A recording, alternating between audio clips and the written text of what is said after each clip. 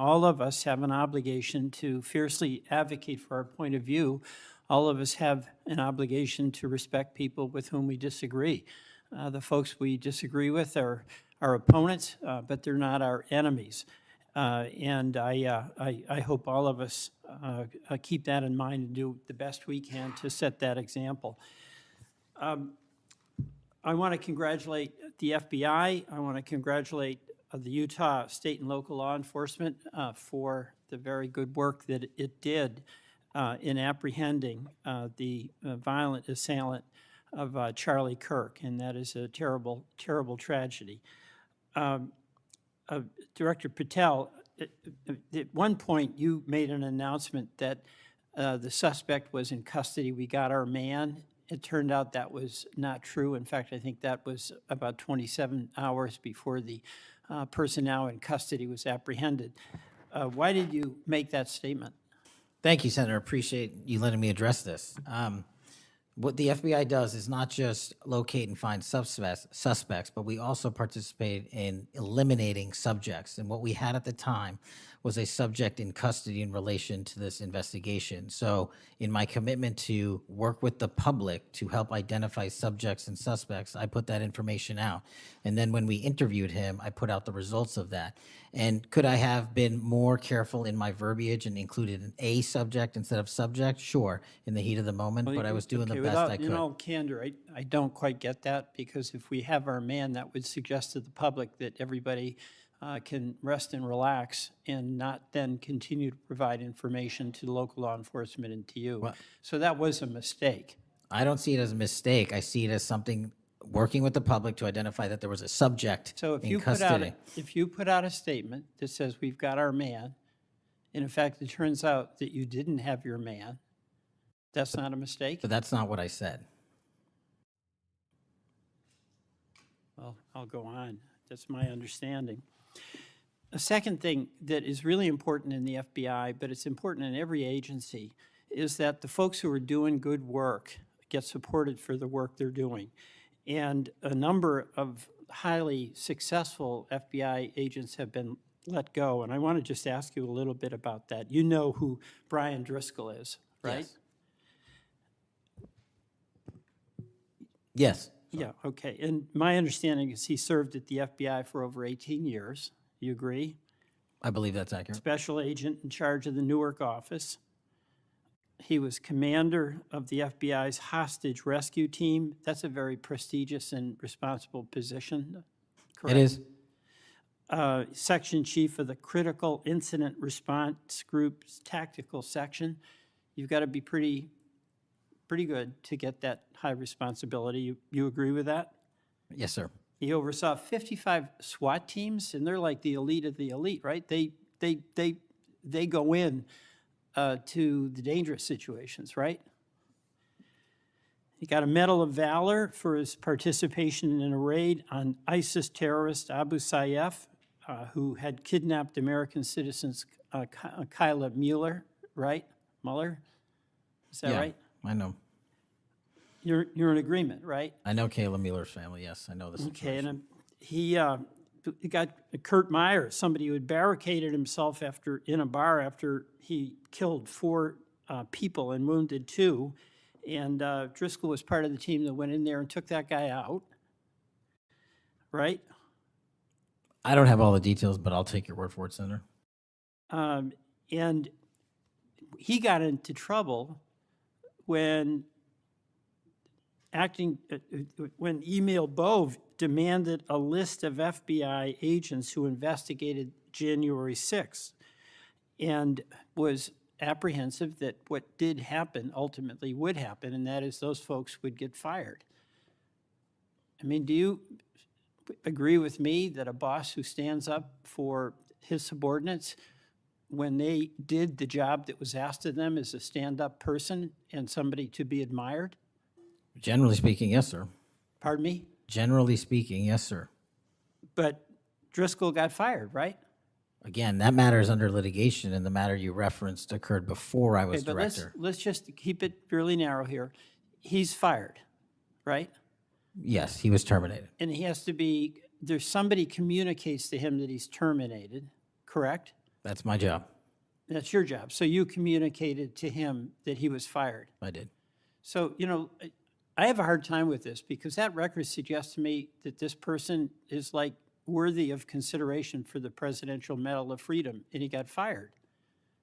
But there's also a record of other information that was available, and now that this matter is pending litigation, we will get that out in due course. But as you can the agree, so you've got, quote, other information that you see as a valid basis to fire somebody who, from what I can tell, had an absolutely outstanding record and who crossed the threshold of getting in trouble because he was standing up for agents serving under him who did work that was assigned to them that happened to be related to the January 6th uprising. again, you're correlating based on your information the reasons for his termination, and I'm telling No, you, that's right.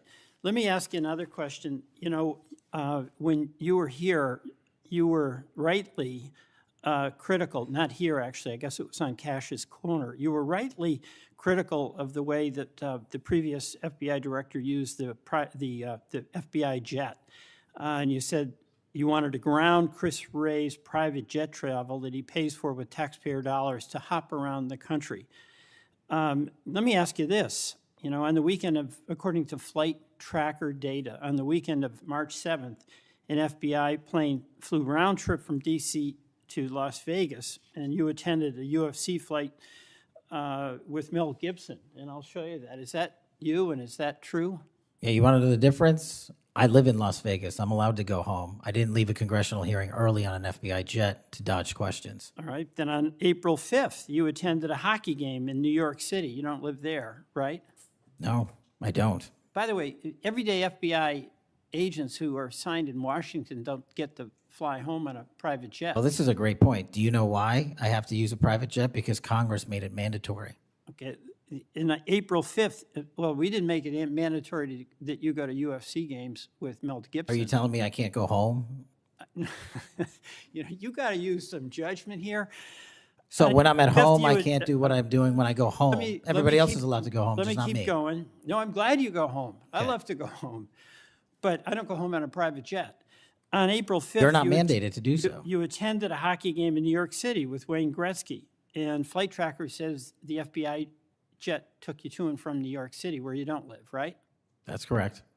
And on April 12th, on the following weekend, you attended a UFC fight in Miami, also on the FBI jet, right? That's correct. So what's the cost to the taxpayer for those 3 flights? But I pay the commercial equivalent per the regs and the law. And so just so you know, when you are comparing me I to just asked prior what directors. I asked what the cost was, and you don't know, I take it. Yeah, and what I've done with the use of the private jet is use Andrews Air Force Base versus Okay. Reagan National as what the other directors have done Bottom line to here, save the taxpayer Bottom dollars. line here, you flew home to Las Vegas. There's nobody else in the FBI who gets paid. They have to pay their own way if they want to go home, right? I mean, right? Well, that's not accurate. Depending on where you're stationed, the FBI covers the bill to get home. So are you telling me that FBI agents who are assigned in Washington, but who may live in Charlotte, they get paid by the FBI to go Sometimes home? they do, yes. Right. Another thing I want to say is this. Our local law enforcement has been stiffed. About $500 million in cop grants have been taken out of the budget. Those really help us in Burlington. They help us in Rutland. They really are important. And why in the world would we be cutting those cop grants when we need that local law enforcement, in part to partner with you? Well, I Do think you you're support that? I think you're speaking to the Department of Justice grants, which I don't adjudicate, but also Vermont, just like every other state, has received a plus-up of FBI personnel. Well, I'll tell you, that's not what we're seeing. The other thing, my understanding is that there's a requisition or an effort to get another plane for the FBI that would cost about $72 million. Is that right? That's inaccurate. The FBI, because the jet, as you call it, is not my jet. We use it for operational needs. We use it for FTOX. We use it for HRT. But that's the one you fly in, and right? we have multiple fixed wing assets, and one of them is on a wildly expensive lease that I deemed a waste of money, and I'm looking for a replacement in which the government can procure assets permanently. Well, I would welcome you submitting to this committee the cost information about the jets that are under consideration. And according to our research, the specifications that are included in this request would result in an expenditure of between $72 million and $80 million.